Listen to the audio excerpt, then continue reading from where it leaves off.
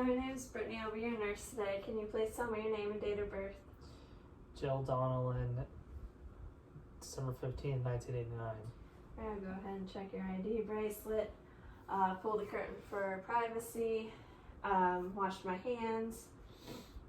And do you have any allergies? No. Alright. Well, today I'll be performing your postpartum assessment. So we will look at breast, your abdomen, check your pad, and we'll start with inspecting your breast for any redness, and then I will palpate each breast for pain or tenderness. Did you feel any pain or tenderness? No.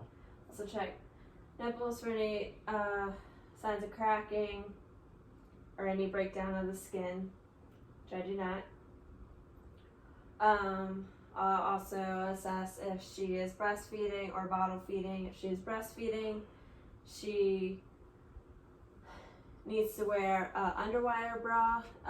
If she is bottle feeding, she should wear a tighter bra, which it would be like a sports bra. After I've examined the breast, I will move down and examine the abdomen for any abnormalities, and I will, at none noted, I will go ahead and osculate all 4 quadrants for active bowel sounds. There's active bowel sounds in all 4. Also, while I'm inspecting the abdomen, I will look at any suture site if she had a C-section, look for signs of infection such as redness, swelling, or any discharge, none noted. I will go ahead and ask about the last bowel movement. When was your last bowel movement? This morning. Can you please tell me the color and consistency? Brown and soft. And if there was there any foul odor? No. Okay. I'll go ahead and also palpate the bladder for distension. I do not feel the bladder, so that's good. I'll ask her last time she urinated. A few hours ago. Can you please tell me the color? Yellow. Was there any foul odor? No. Was it clear? Were there particles in it? Clear. And then I would ask if there was, if there's any frequency or urgency to go. No. Does it burn when you urinate? No. Now I will put on gloves and assess the perineal area for any signs of edema, discharge, and also the lochia pad. So gloves are on, checking the pad. There is a minimal amount of rubra, lochia on the pad, and just really tiny clots. I would also look for, if there was large clots, that'd be a sign of excessive bleeding, possible hemorrhage. So pad was inspected. Now I'll move to perineal area, and I will look to inspect her episiotomy,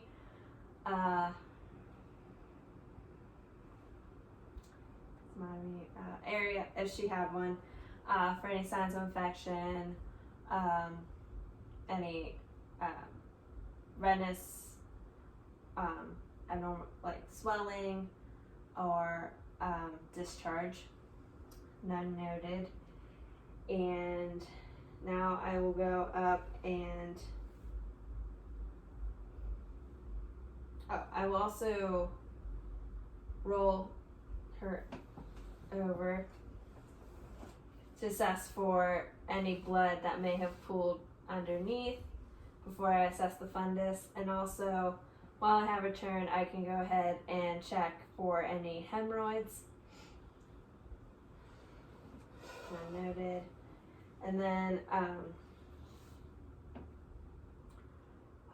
go ahead. Cover up for a second. Go ahead and assess the fundus, make sure it's midline and not off to the side, which could happen if she had a full bladder. So I will took gloves off, and I'll put one hand on synthesis and the other up on the umbilicus, and applying firm but gentle pressure to gently massage the fundus, making sure it's firm and not soft and boggy. If it was, I would continue to massage it until it firmed up. The tone is good. I'll go ahead and put some new gloves on and look at the pad again to make sure non-excessive amount of lochia came out.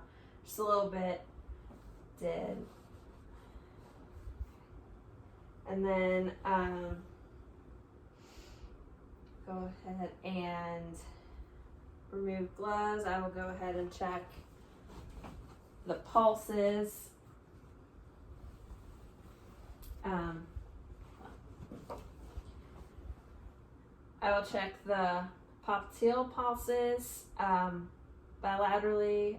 They're regular +2.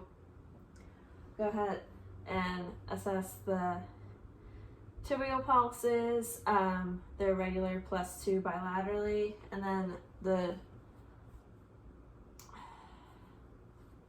doralis pedis pulses bilaterally +2 regular.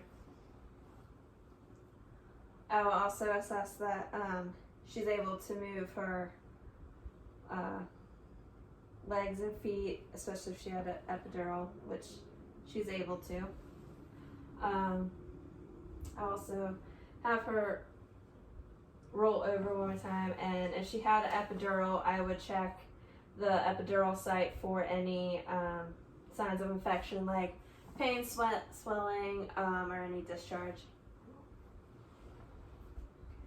And then also when I was assessing her legs, I would look for any redness or edema, none noted. I'll also check her arms and hands for any signs of edema or redness, none noted. And then cover back up.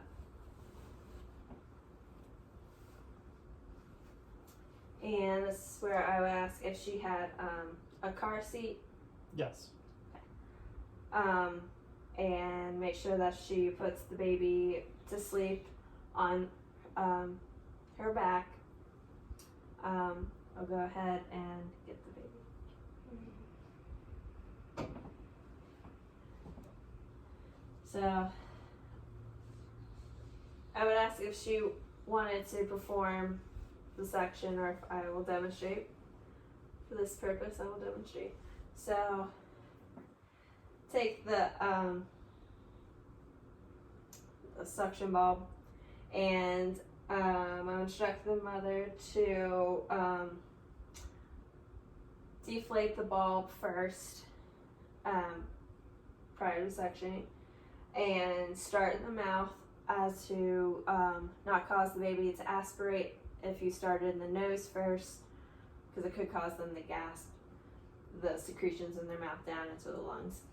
So we will start in one cheek of the baby, suction, and then clear out the bulb. Suction the other cheek, clear it out, section one nostril at a time, clear it out each time. And then we will go ahead and put the baby back down.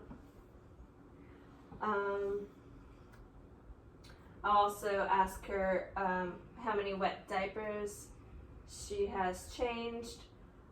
Make sure that it's at least once for the first 4 days. Then after that, it should be up to 6 to 8 wet or dirty diapers. And then I will educate the mom on inspecting her own lochia for any odor, and if it came, if there are any lochia, assess the color. If it went from like serosa, the brownish, and then also back to bright red, to come on in or get the nurse. And then I would also tell her to look for signs, to inspect her. She has C-section, inspect her suture line for any signs of infection like painness or swelling or discharge. Then I would also teach the mother any warning signs in the baby for us to know about, like a temperature, auxiliary of 100.4 or more. If they had 2 watery green stools or have refused to feed 2 consecutive times in a row, or frequent vomiting after feeding. Once the mother's educated, I would go ahead and lower the bed back down, raise her back up in semi-fowlers, make sure the collight's within reach, ask if she'd like to be with baby or take baby back to the nursery. Keep it. She will keep it here. And that's it.